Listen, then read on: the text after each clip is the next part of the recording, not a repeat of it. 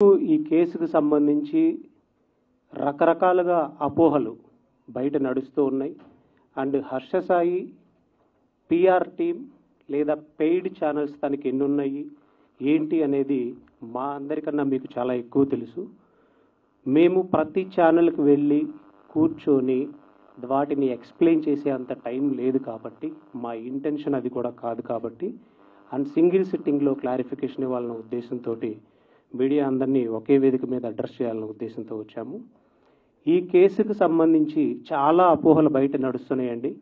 అంటే అసలు case FIR ఏంటి, ఏం ఫైల్ చేశారు అనేది క్లియర్ డీటెయిల్స్ ఇప్పటివరకు ఎక్కడ రివీల్ చేయలేదు. అట్ ది సేమ్ టైం 2 కోట్ల కోసం ఇలా చేశారు అనే కొన్ని అలిగేషన్స్ వినిపిస్తూ ఉన్నాయి. దాంట్లో వాస్తవం అనేది లేదు.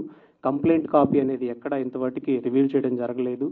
అండ్ హర్ష సాయి అనేటువంటి వ్యక్తి ప్రస్తుతం దేశం వదిలిపెట్టి పారిపోయి వేరే కంట్రీలో ఉంటూ